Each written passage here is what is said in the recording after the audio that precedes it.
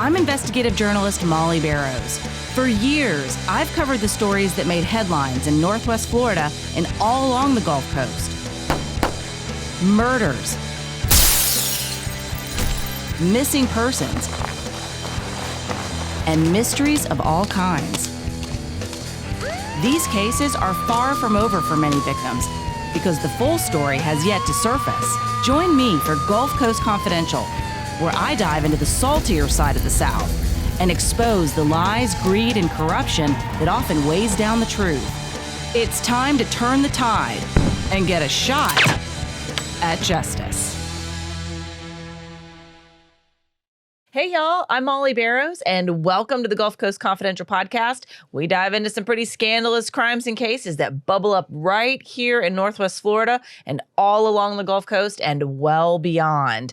And this is another one of those cases that is well beyond. And joining me to talk about it per usual is Pam Hill, pharmacist and victims advocate. She's experienced violent crime in her own life, as we have talked about many times on other episodes, including some exclusively on Sharon. And in fact, let's take a moment to really update. You know, if you're not familiar, you need to check out Mommy Killer episodes 1 and 2, several other episodes that we also get into Pam's sister's case. But her sister, Sharon Adelot, was violently killed, stabbed to death, nearly decapitated by her own son on Christmas Eve of 2013. He was later found not guilty by reason of insanity, basically sent to Chattahoochee, which is where they send the criminally insane in Florida. And now the state of Florida, the Department of Children and Families runs this program. Their psychologists and psychiatrists have determined that he no longer meets the criteria to stay at Chattahoochee, to stay at Florida State Hospital there. And so they've recommended him for release to a group home. And the hearing where the judge will make the final determination if he will go to this group home is coming up in August. So that's just a couple of weeks away, if that. And we're going to be at that hearing. And I know you wanted to touch on that a little bit. So we're going to follow up. We've been following this case for a long time, over 10 years now. And I know it's just shocking to you that he could do something that's awful. And let me just tell you, y'all, this is, if you got a sensitive stomach, go ahead and plug your ears right now and fast forward, because he hid a knife up his sleeve. She was expecting him and his baby sister, but the divorced daddy had the baby sister and was running late, supposedly to get a last-minute gift for Sharon, even though the family already had bought the little girl presents to give to her mama. But Brandon Adelot showed up, 17 years old, knife hidden up his sleeve, starts stabbing her in the face and neck just as soon as she opens the door. She is found by her ex-husband and baby girl within 15 minutes, basically, of this horrendous attack. He stabbed her so many times. He beat her with his own baseball bat that she bought for him. He stomped her face with shoes that she bought for him. He left knives stuck in her eye. He left another knife stuck in her skull. They had to use orthopedic surgical tools to remove these knives from her skull because they were embedded. He beat her teeth out of her face. Pieces of her jaw were found on a credenza across the room. There was blood splattered everywhere except for the 10 Commandments that she kept by the front door. But her bloody handprints were on the door as she was basically fighting to be heard. Just fighting. For her life. Yeah. I sit here and I'm speechless almost, but then I have a lot to say too. Of course. You know, I think about that's my baby sister.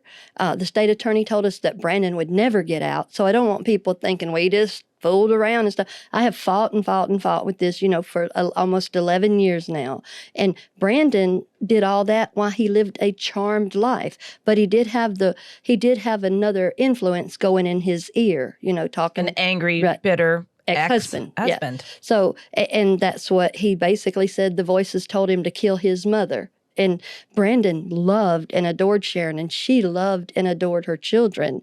And yes, he even in his frenzy of stabbing, he said he didn't let her get the door open good before he started going after her, because he went up to that door ready to kill. And so he brought the sharpest knife from his dad's cutlery drawer because he couldn't find a gun. He was looking there. He drives 2.5 miles on Highway 98, negotiates turns, traffic lights and stuff, got the knife up his sleeve and goes in. Yeah, he kept the knife right there in the passenger seat, he told us, and then put it up his sleeve when he walked up. So that's a level of thought that I feel like. And you know, he was diagnosed with schizophrenia, but he was also using and selling what is believed to be spice at the time. And as we now know, that causes a lot of mental instability. It causes symptoms that look and are very similar to schizophrenia. So whatever the deal was, I feel like he's far more responsible and competent than just this overall reaching diagnosis of, well, he was crazy. He's okay now. He's taking his meds. Yeah, he's not okay now. Spice changes your brain. It changes you.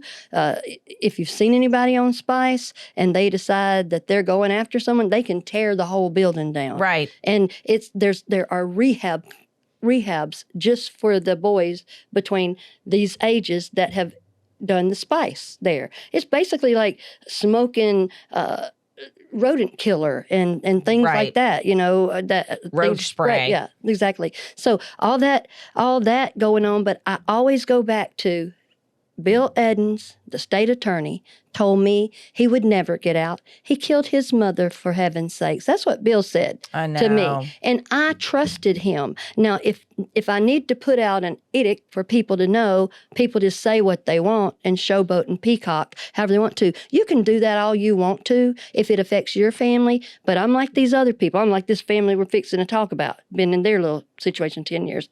I'll never give up. Sharon never stopped being my sister. I will never give up on her. When you tell me something, I believe you, especially if you are representing the state of Florida as the state attorney. Don't tell me stuff like that. Don't tell other people stuff like that. I'm no fool. But also, Brandon said he's not through killing our family either. Right. And now several psychologists, including some additionally hired by the state of Florida, have said that they all concur, he no longer meets the criteria for being held at Florida State Hospital. So regardless of that, to your point, the system says he's sane, but the system also said at the time, being represented by then State Attorney Bill Edens, said, oh, he'll never get out. But the fact of the matter is he couldn't make that promise. Maybe that's what he believed, but to what you're saying, maybe he thought that was a good soundbite. Maybe he really did believe it. But the bottom line is you can't say something like that when that system is set up to be able to allow someone to leave. Right. They are geared to try to get people out of there, off the dole, if you will, in my opinion. Right. He was a 23-year-old man at that point when he was found not guilty by reason of insanity. And so they were looking at a lifetime of keeping him, feeding him, giving him medical care, giving him treatment. Of course he's going to be pliable and controllable when somebody's right there telling him and making sure he takes all his meds. Right. But, you know, he's also expensive to keep on keeping the program. Right. Well, put him in prison. You know, I don't have a problem with that. Right, and that's just not an option in the state of Florida, the guilty by reason. And that's what I want people to know. Never, never, never, if you can, never be agreeable to that. I believe people when they told me that. That's the biggest mistake, was believing. I didn't know I needed to get an attorney to check what the state attorney told me. And I'm really mad about it because it's my family that he says he wants to kill. It's all the people with brown eyes. It's the people that he's going to come back around and get because he's not through yet. Right, and that's just it. I don't think there's any question that he really does have some mental instability. The question to me is, how can you say he's over it now? Right. It's such a subjective thing. And, and again, you're fighting the system, and that's what we're talking about in this next episode. And I think why I think you can relate to a lot of the themes that are going to come up. And this episode is called Wrapped in the Mat, Kendrick Johnson's family still grappling with boy's death a decade later. And this is one that you brought to my attention, and I had never heard of it before, but I'm so glad that you did and that we're going to talk about it today. And if you're not familiar as well, here's just a brief recap.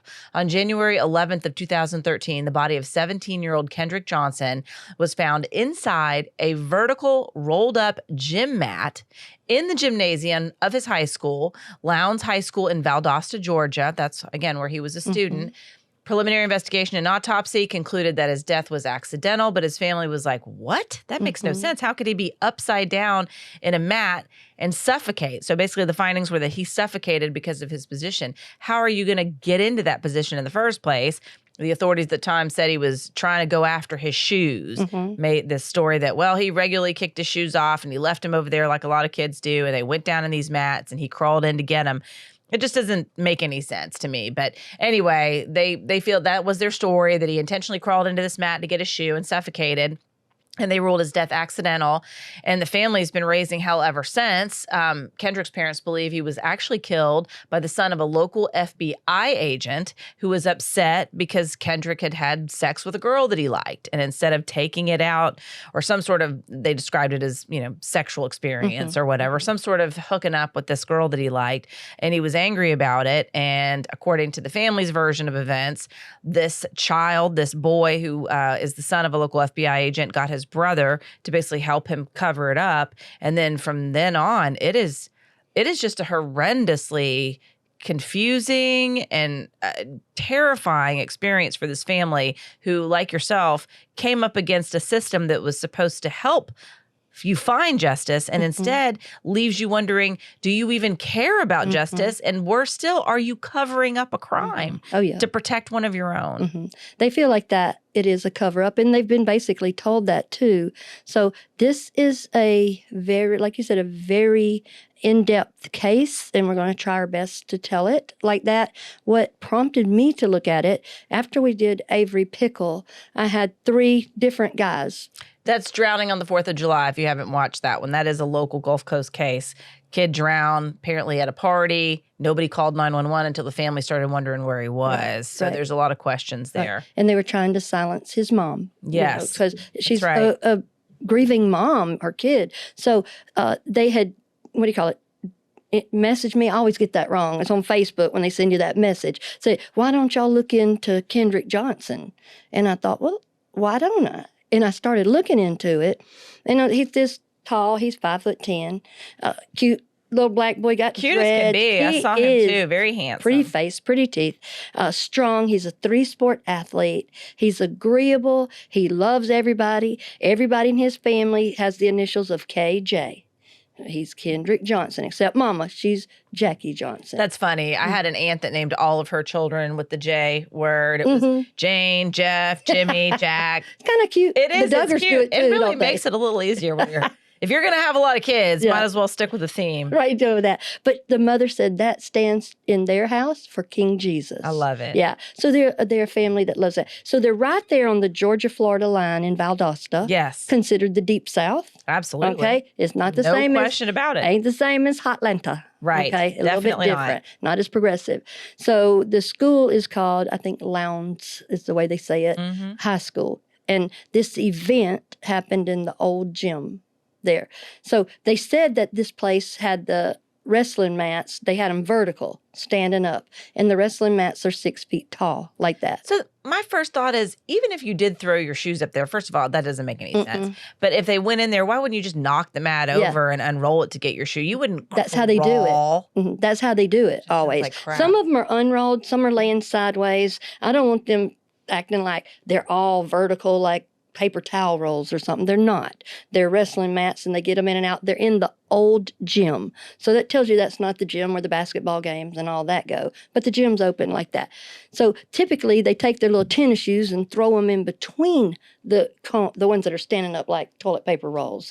And they go over there and move them over a little bit or lay them down and get their shoes. He was sharing a pair of shoes with another guy. I think they were fancy shoes that they have to play basketball or whatever in there. Right. So they said when they found his body that he did not have any shoes on. So that was their explanation for it. Right. But I'll tell you about that. They say, or the way they found him, he was in head first in there. The opening is 14 inches. His shoulder girth is 19. He would never have crawled in there. It would have been impossible for him to even get And then in you're there. going to stick the whole way, or he's strong enough he could lift it up or knock it over or whatever. But this is how How's he going to get out if he's right. dives and head how come first? nobody saw him in there is what I look at. All right, so he's down there head first, his hands over his head like this, like he's reaching.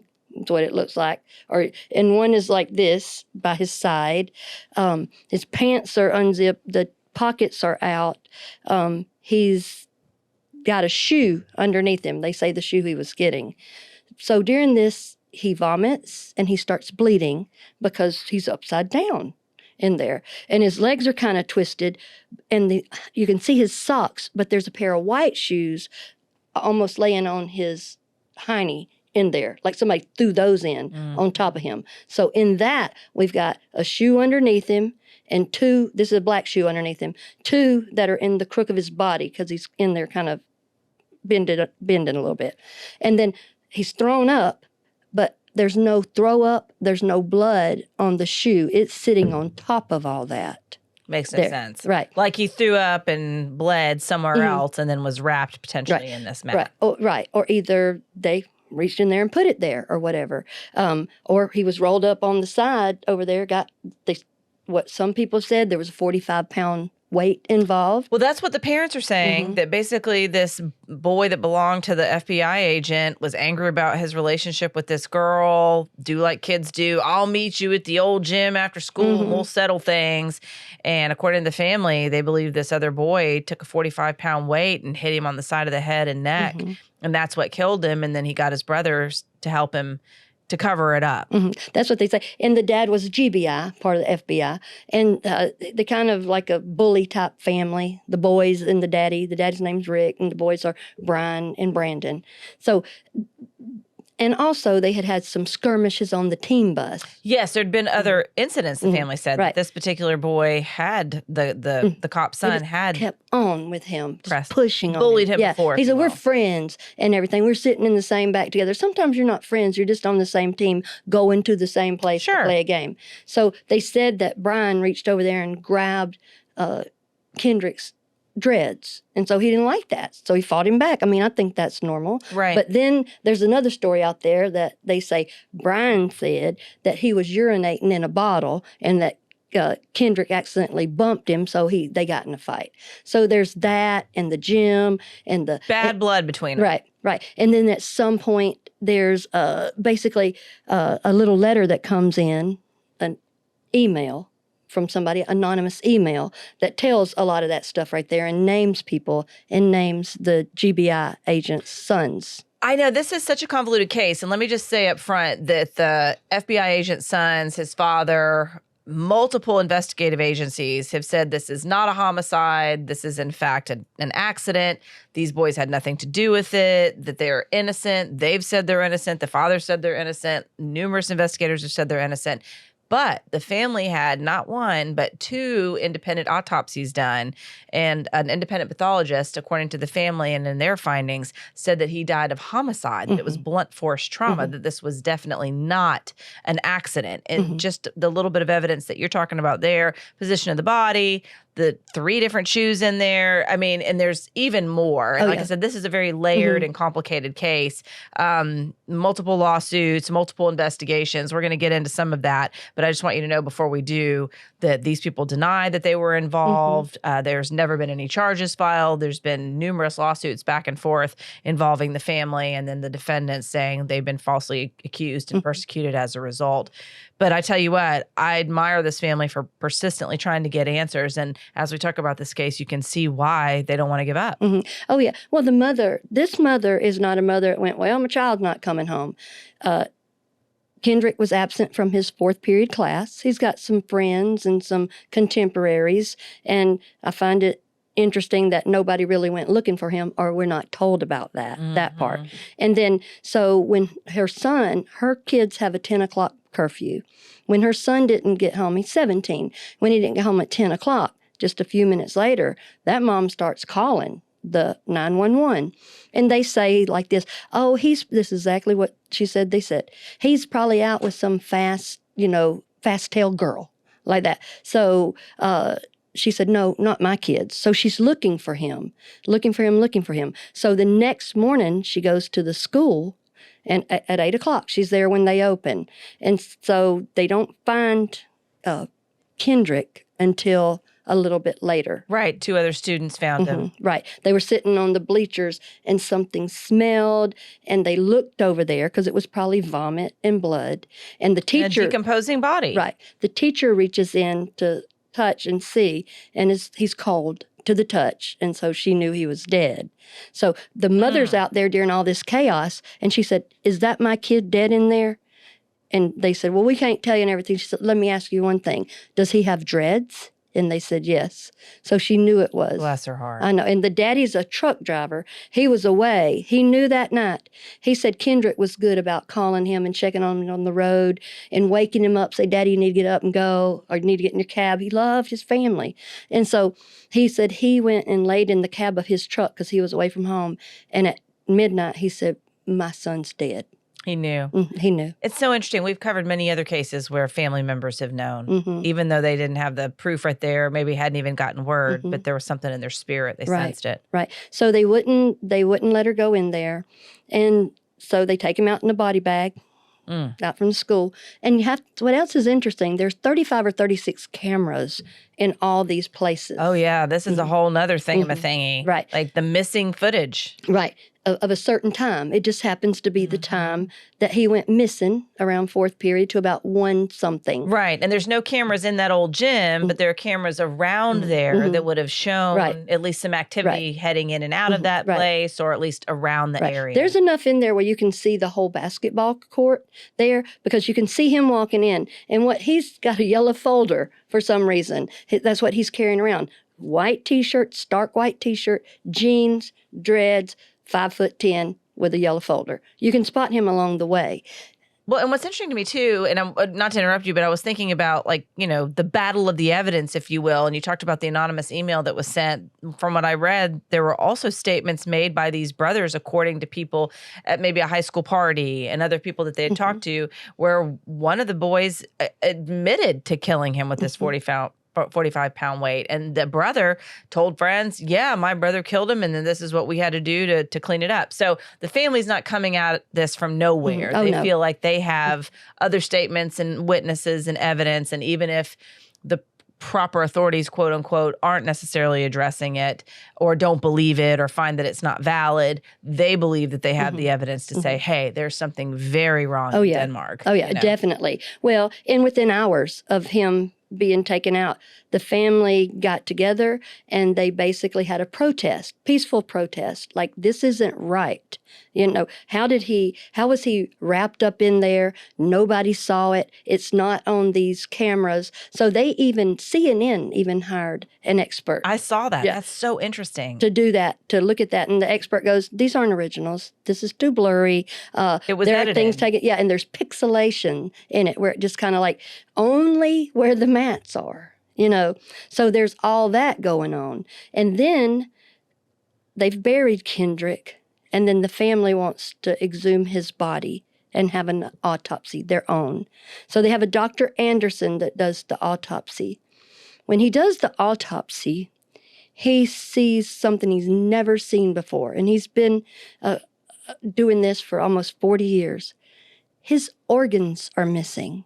His tongue, his brain, his lungs, his organs from his head to his pelvis are missing.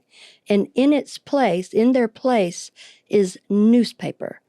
An ad for J.C. Penney's, an ad for Black Friday, and they just stuff that newspaper in him like he's a trash can, is what his mother said. So all that started another thing. And Dr. Anderson said, no, this is not an accident. This is homicide. So they did all that, and we went through another exhumation a little bit later with the same Dr. Anderson. So it's all just keeps getting blurrier and blurrier. There's nothing to explain all that. Where are the organs? Right, and why would you need to remove them? Right. We're not ancient Egypt where you're mummifying somebody. So, I mean, there's some cases where they do take them out during an autopsy and they'll weigh your heart and brain and liver just to obviously be thorough and to see what potentially could have caused the death. But they normally put the organs back inside the body.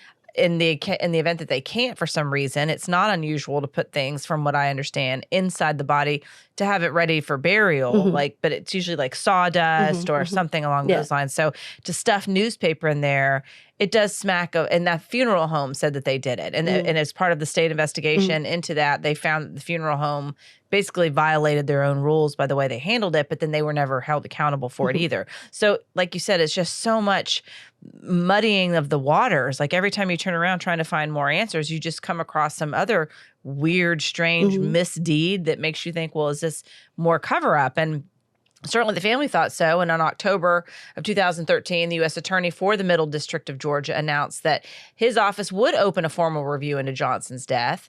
And then in 2016, the Department of Justice announced that it would not be filing any criminal charges related to his death either. The family filed a $100 million civil lawsuit against some 38 people because they said his death was murder and that the people who took part, it was a conspiracy to cover up their son's homicide. And again, they claimed it was those two sons of the FBI agent that were involved. And then that lawsuit was withdrawn. And then, as you've got more details on that, additional investigations were opened up. But each time an investigation was opened up, like either the judge would retire or there'd be some sort of flim-flam runaround, as you like to say. Flim-flam runaround. Right. So they're never really getting what they feel like is a thorough review. But each time these investigations are wrapped up, they're like, well, we know there's a lot of questions by the family, but we're just not finding any evidence that shows that anything homicide, that this kid died as a result of homicide. Well, they said that he died of positional asphyxiation, just like Sarah Boone's boyfriend. And the doctor that was doing the autopsy said, no, it cannot be that because he didn't have water in his lungs and they weighed a normal weight and it just couldn't happen. Now, I don't know if you have seen the pictures of him. They are horrible. Bless his heart. The pictures, he is beyond recognition. He was a beautiful boy. His face is so swollen. It looks like he's been beat to death. Which is consistent with the findings of the second pathologist. Right. And his forehead is smashed down. It looks like a pumpkin, like someone took a sledgehammer and hit a pumpkin like that. It's very, very swollen. I looked at that. It is shades of Emmett Till. If you look at that and that boy, this is what the parents have to see. They see this, they see he's missing his organs. They never would have known that if they didn't have the second autopsy and exhumation. Somebody's not being right with them. During this 38 people lawsuit, 7 judges recused themselves. We're involved in all this stuff. There's probably only 7 judges. So it kept him from being able to file the lawsuit because there was no judge to file it. Right. And then later, a man that was just basically a supporter, he said, I'm going to file a lawsuit against a specific judge because that judge, he said, he fell asleep 6 times during certain proceedings. He watched him, and he said that he showed preference to 8 of the white attorneys and that he was not fair with the attorney for the Johnsons. So this is another person. There are so many things going on with this whole case. Well, it's enough to make you think, hey, this family never did get a fair shake. And what they did, I put these little paper dolls here because I looked up at the documentary one time and I saw them across the courthouse there. They had locked arms and they were not letting people in or out of the courthouse.